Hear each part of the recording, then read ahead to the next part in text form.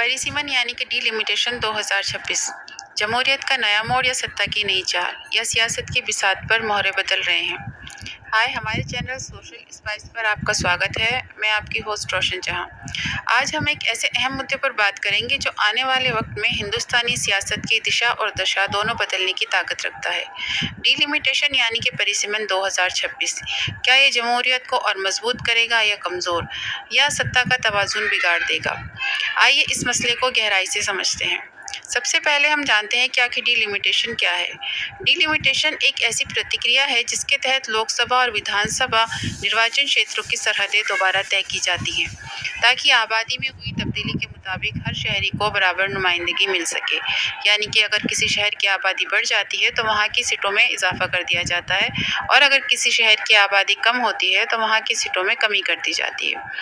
भारत के संविधान के अनुच्छेद 82 के तहत हर जनगणना के बाद पार्लियामेंट परिसीमन एक्ट लागू करती है, जिसके बाद राष्ट्रपति द्वारा परिसीमन कमीशन का गठन किया जाता है।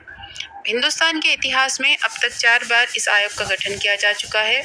पहला आयोग 1952 में, दूसरा 1963 में, तीसरा 1973 में और 2002 में बना। 1976 में इमरजेंसी के दौरान जनसंख्या कंट्रोल को बढ़ावा देने के लिए परिसीमन को स्थगित कर दिया गया था, जो 2001 में फिर से शुरू हुआ। आइए अब जानते हैं कि भारत में सीटों का वितरण किस तरह होता है। अभी लोकसभा में 543 सीटें हैं, जिनमें से 530 राज्यों के लिए और 13 यूनियन टेरिटरीज यानी कि केंद्र शासित प्रदेशों के लिए हैं। इसमें उत्तर भारत के पास कुल मिलाकर 174 सीटें जाती हैं, जिसमें उत्तर प्रदेश के पास 80, बिहार के पास 40, मध्य प्रदेश के पास 29 और राजस्थान के पास 25 सीटें जाती हैं। वहीं दूसरी तरफ दक्षिण भारत के पास कुल 129 सीटें हैं, जिसमें आंध्र प्रदेश के पास 25 सीटें, कर्नाटक के पास 26 सीटें, केरल के पास 20 सीटें, तमिलनाडु के पास 39 सीटें और तेलंगाना के पास 17 सीटें हैं। आइए अब एक नज़र आबादी पर डालते हैं। उत्तर भारत की कुल आबादी 49 करोड़ है। उत्तर प्रदेश में 22 करोड़, बिहार में 12 करोड़, मध्य प्रदेश में 8 करोड़ और राजस्थान में 7 करोड़ की आबादी है। वहीं दूसरी तरफ दक्षिण भारत की कुल आबादी 26 करोड़ है, जिसमें आंध्र प्रदेश 5 करोड़, कर्नाटक 6 करोड़, केरल तकरीबन 4 करोड़, तमिलनाडु 7 करोड़ और तेलंगाना 4 करोड़ है।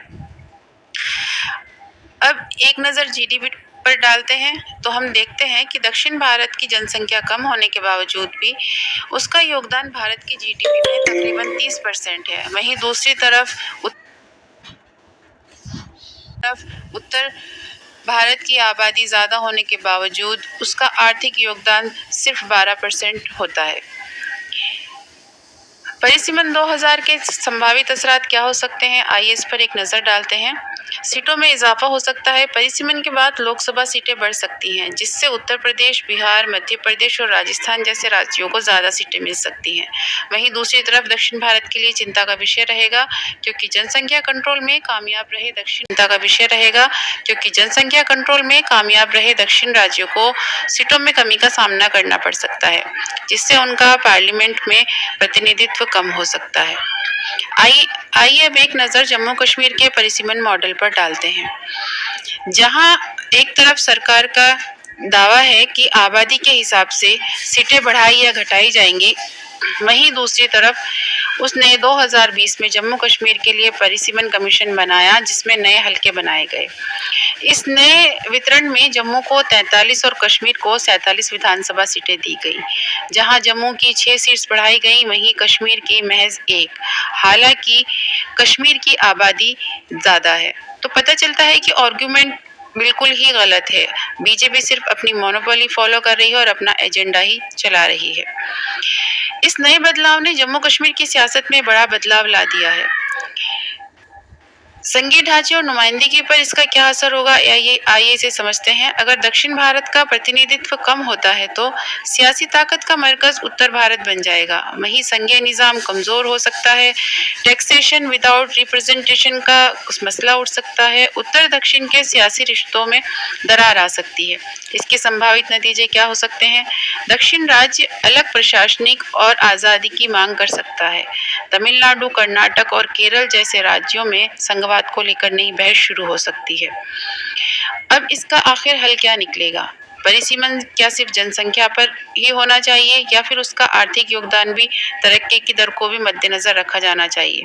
जैसे कि दक्षिण भारत जनसंख्या कम होने के बावजूद जीडीपी का 30% देता है और वहीं दूसरी तरफ उत्तर भारत आबादी में ज़्यादा होने के बावजूद भी सिर्फ 12% का योगदान दे रहा है।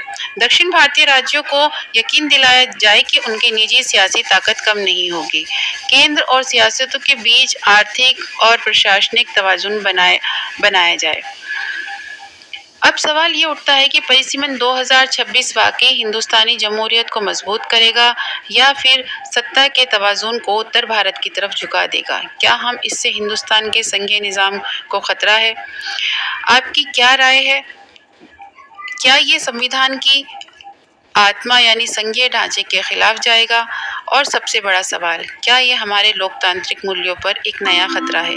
आपका क्या मानना है? क्या ये फासीवाद की तरफ बढ़ता कदम है या सिर्फ एक राजनीतिक सुधार? कमेंट में अपनी राय ज़रूर दें ताकि ज़्यादा से ज़्यादा लोग इस बहस का हिस्सा बन सकें। मिलते हैं अगली वीडियो में, तब तक के लिए अल्लाह हाफिज़।